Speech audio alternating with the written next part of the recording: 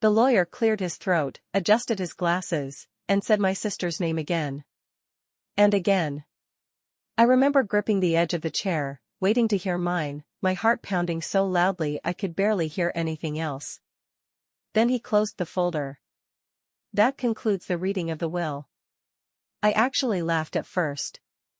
A short, stupid sound. I thought it was a mistake. Sorry, I said, my voice shaking. You skipped me.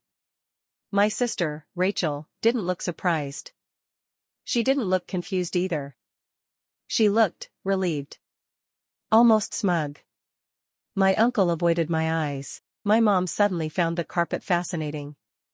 The lawyer glanced at me with that careful, uncomfortable expression professionals use when delivering bad news. There is no provision for you in your grandmother's will. No provision. No apology. No explanation. Rachel was left everything. The house. The savings. The land my grandma used to swear would keep the family together. All of it. I felt my face burn as Rachel finally spoke. Well, she said lightly, Grandma made her choice. That's when it hit me. This wasn't an accident. This wasn't a misunderstanding. Everyone in that room knew before I did. And they were all perfectly fine watching me find out like this. To understand why this hurt so deeply, you need to know what our family looked like before that moment. My grandmother, Margaret, practically raised me. My parents worked non-stop when we were kids, so my sister Claire and I spent most afternoons and summers at Grandma's house in Ohio. But even back then, the dynamics were uneven. Claire was the charming one. Loud, confident, always knowing what to say. Adults adored her. I was quieter, more observant, the kid who helped without being asked and didn't demand attention. Grandma used to say I was her shadow because I followed her everywhere, in the kitchen, in the garden, to doctor's appointments when no one else had time. As we got older, that didn't really change. Claire moved out early, chased big cities and big dreams, and only came around for holidays. I stayed closer. I helped Grandma when her knees got bad. I handled her bills when she got confused by paperwork. I drove her to appointments, sat with her during long hospital nights, and listened when she was scared of getting old and forgotten. But here's the thing, my family never saw that as success. Claire had the flashy job title, the social media life, the loud confidence. I had stability, responsibility, and silence. And in our family, silence was mistaken for insignificance. That's why, standing in that lawyer's office, hearing everything go to Claire, felt less like a surprise, and more like the final confirmation of a pattern I'd lived with my whole life. What hurt the most wasn't just that I got nothing, it was that it made no sense. Grandma Ruth always told me she wanted things to be fair.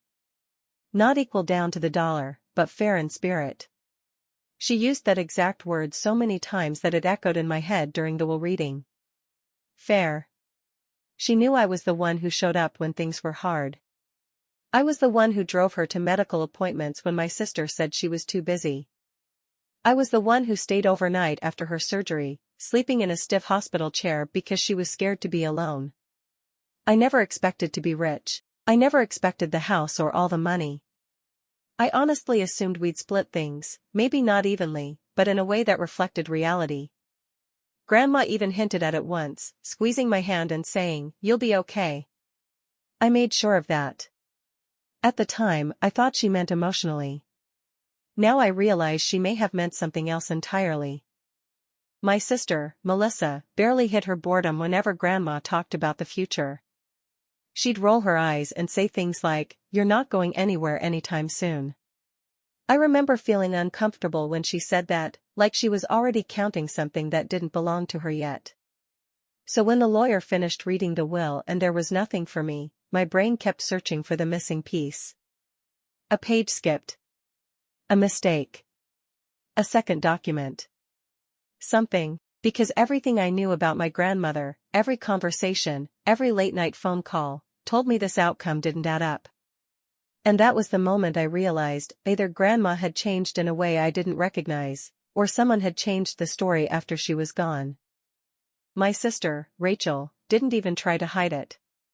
The moment the lawyer finished reading the will and said her name, only her name, she let out this slow, satisfied breath, like she'd been holding it in for years. She didn't look surprised. She looked validated. As if the universe had finally confirmed what she always believed, that she was the chosen one, and I was just background noise. She smiled at me, but not warmly. It was that tight, polite smile people use when they're winning and want you to know it without saying it out loud. "Wow," she said softly, shaking her head, "Grandma really knew who deserved it." Then she laughed, almost apologetically, like my exclusion was an unfortunate but necessary detail. As relatives crowded around her, congratulating her, hugging her, telling her how proud Grandma would be, Rachel soaked it all in. She started talking immediately about plans for the house, about renovations, about how she'd finally have stability. Every sentence sounded rehearsed. Like she'd already pictured this moment. When someone asked if we'd be sharing responsibilities, she tilted her head and said, "Well, it's all in my name. I'll decide what's fair." Her eyes flicked to me for just a second. Enough to sting. I stood there, invisible, while my sister stood taller than I'd ever seen her, wearing victory like a crown she thought she'd earned. The worst part wasn't even my sister's smug little smile. It was the silence that followed. People avoided my eyes like I had done something wrong. My uncle suddenly found the carpet very interesting. My mom busied herself stacking empty cups that didn't need stacking. No one said, "Are you okay?" No one said, "This doesn't feel right." It was like I had been erased in real time. My sister accepted hugs, congratulations, whispered jokes about finally being appreciated. At one point she glanced at me and said, softly but loud enough for others to hear, "I guess Grandma knew who actually showed up for her." A few people laughed, uncomfortable, nervous laughs, and that somehow hurt more than outright insults. I stood there feeling small, like a guest who had overstayed her welcome in her own family. My chest was tight, my face burning, but I refused to cry in front of them. I nodded when people spoke to me, smiled when I was expected to, and said, "I'm fine," even though my hands were shaking. Eventually, conversations drifted away from me completely. Plans were made about the house, the money, the future, all without my input. I wasn't just cut out of the inheritance. I was cut out of the room. So I did the only thing I could do with what dignity I had left. I grabbed my coat, said a quiet goodbye that no one really heard, and walked out. In the car, alone, the silence finally broke me, but somewhere beneath the humiliation, a different feeling started to form, not anger yet, not hope either. Just a quiet, stubborn sense that something about this whole situation felt very wrong. It didn't take long for the explanations to start. They came wrapped in calm voices and practiced concern, like they were doing me a favor by explaining why I was worth less. My Aunt Linda sighed and said, "Your sister was always closer to Grandma." My uncle added, "She helped more at the end." It only makes sense. No one mentioned that I was the one who handled the paperwork, the hospital calls, the late-night emergencies when Grandma was scared and confused. That didn't fit their story. My mother avoided my eyes and said, "This isn't about love. It's about responsibility." That one hurt the most. Responsibility. As if everything I'd done didn't count because it wasn't visible or dramatic enough. My sister nodded along, pretending to be uncomfortable, but she didn't correct them. She let them build a version of reality where she was the devoted hero and I was just there. When I tried to speak, they interrupted. When I pointed out facts, they minimized them. "You're being emotional. Don't make this ugly." Grandma knew what she was doing. Each sentence pushed me further out of the circle. That was the moment I realized this wasn't just about inheritance. It was about control. And they had already decided who mattered. After that day, I stopped defending myself. Completely. No more explanations. No more trying to prove I wasn't greedy, ungrateful, or jealous.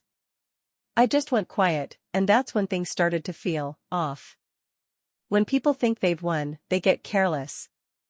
I noticed how my sister couldn't keep her story straight. One day she said Grandma changed the will because she was closer to her. Another day it was because I lived too far away. Then it became, Grandma just knew who needed it more. Each explanation contradicted the last. I started paying attention to dates. Conversations. Who was in the room when decisions were supposedly made? I noticed how my aunt avoided my eyes whenever the will was mentioned. How my sister suddenly got defensive if anyone asked simple questions. How fast the subject changed whenever I asked about Grandma's final months. And then there were the little things. A pause before answers. A glance between family members. That tight smile people wear when they're hiding something. I replayed memories I had brushed off before, Grandma asking me strange questions near the end. Her frustration when my sister interrupted us. The way she once said, "If anything ever seems wrong, promise me you'll look deeper."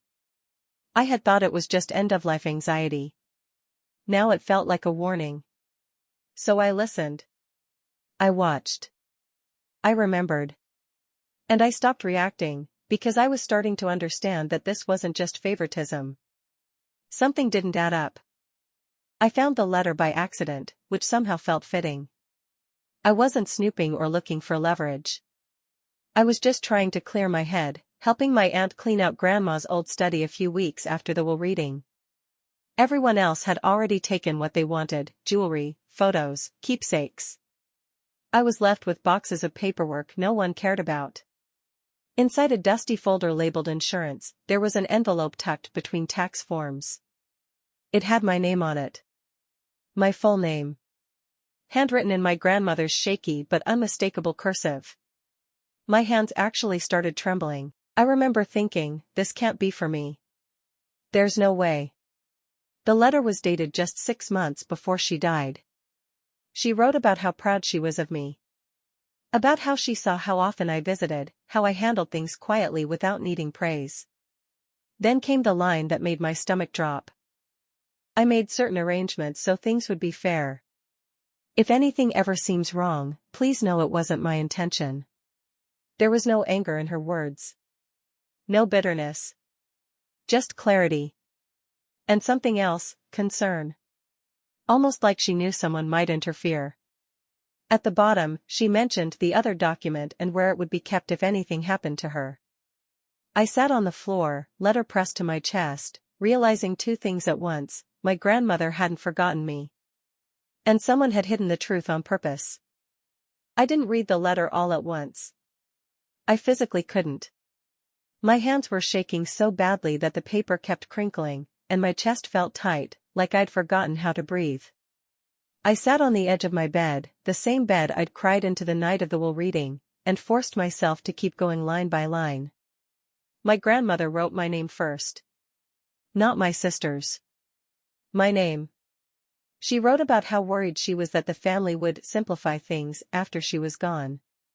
She wrote that she was afraid certain people would pressure her while she was sick. She wrote, very clearly, that she wanted things divided fairly, not equally, but honestly, based on who showed up, who helped, who didn't disappear when things got hard. Then came the sentence that made my stomach drop: "I've put my intentions in writing because I don't trust everyone to respect them." I felt nauseous. This letter wasn't vague. It wasn't sentimental rambling. It directly contradicted what had happened. My grandmother knew something like this could happen. And she tried to prevent it. I wasn't just hurt anymore. I was horrified. Because this meant the will didn't tell the whole truth, and someone had made sure of that. I sat on the edge of my bed with Grandma's letter folded in my hands, feeling like it weighed 100 pounds. What she wrote was clear. Painfully clear. Her intentions didn't just contradict the will, they exposed it as wrong. Either manipulated, misunderstood, or deliberately altered. And suddenly, I was holding something that could blow my family apart. If I stayed silent, my sister would keep everything. The house. The money. The golden granddaughter title she was already wearing like a crown. Everyone would move on, and I'd be the quiet, forgotten one, again. But if I spoke up, if I showed the letter, there would be fallout. Lawyers. Accusations. My parents forced to admit they ignored me. My sister exposed, humiliated, furious. I realized something terrifying in that moment. This wasn't about inheritance anymore. It was about choosing between peace and truth. About deciding whether protecting myself meant hurting everyone else. I could already hear the excuses they'd make. Why now? Why can't you just let it go? As if fairness had an expiration date. I didn't sleep that night. I just stared at the ceiling, knowing that whatever I chose next would change my family forever. For 2 days I didn't sleep. I walked around my apartment with that letter folded in my pocket like it weighed 100 pounds. Every sentence echoed in my head. Grandma hadn't forgotten me. She hadn't chosen my sister over me. She had trusted me, and that was somehow worse. I kept thinking about the fallout. If I spoke up, it wouldn't just hurt my sister. It would shatter the version of our family everyone was clinging to. Holidays, polite smiles, the lie that we were close. I knew exactly what would happen: accusations, denial, people saying I was stirring drama or misinterpreting an old note. I could already hear my sister's voice, calm and icy, telling everyone I was jealous. Walking away would have been easier. I could have stayed quiet, let them keep the money, let the lie stand. No one would blame me. No one would even know. But then I reread the last line of the letter. If something feels wrong, please don't let my voice be erased. That's when I understood the choice wasn't really about inheritance. It was about whether I was willing to disappear again, or finally stand in the truth, even if it cost me my place in the family. I didn't walk into that moment with anger. I walked in calm, almost numb, holding a single manila envelope like it weighed more than the inheritance ever did. We were all gathered in my Aunt Linda's living room again, the same place where my sister had smiled while I was erased. Lawyers weren't there this time. Just family.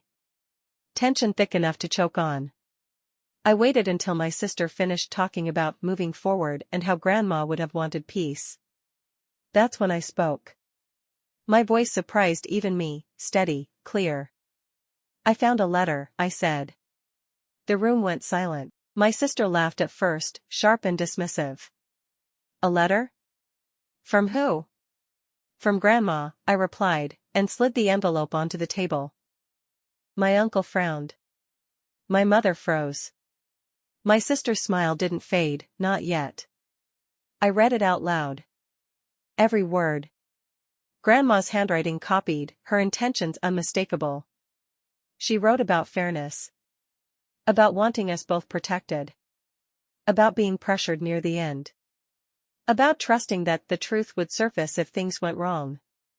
Halfway through, my sister stopped laughing. By the end, no one spoke. I didn't accuse anyone. I didn't need to. The letter did that for me.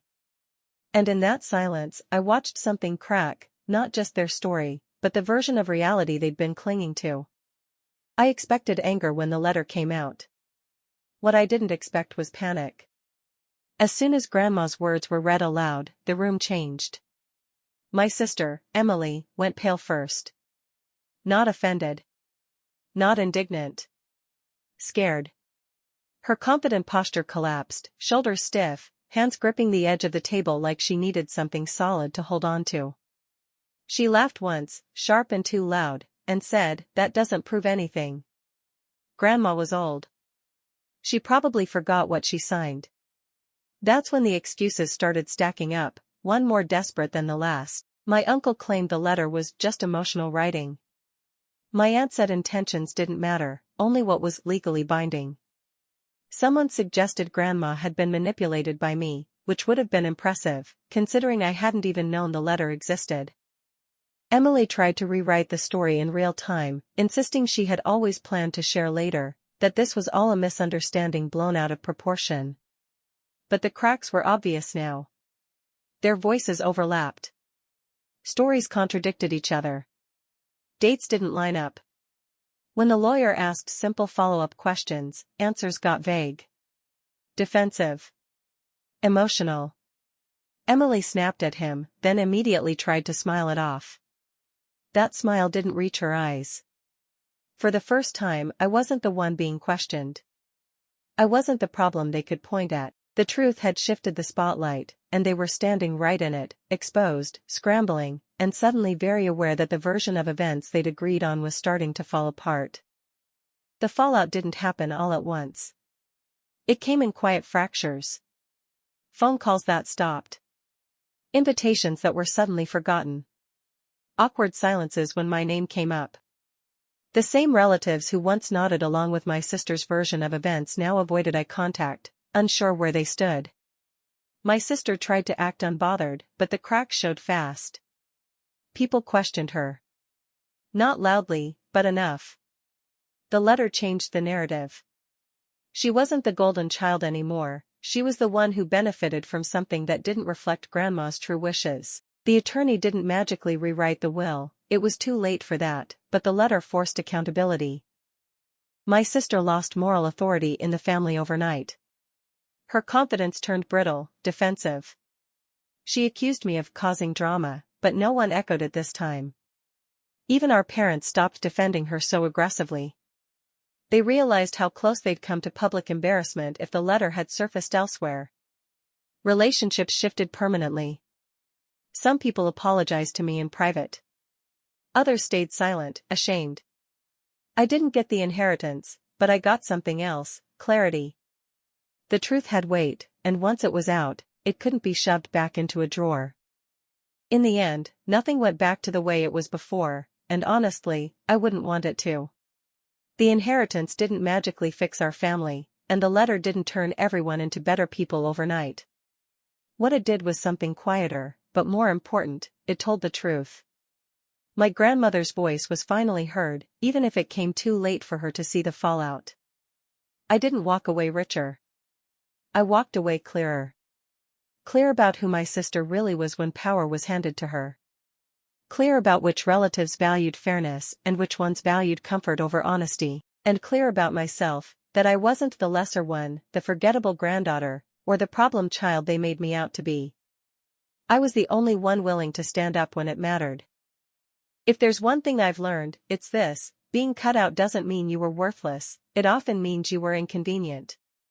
Families will rewrite history to protect their image, but truth has a way of resurfacing when you least expect it. If you've been betrayed over money, inheritance, or love, don't rush to revenge.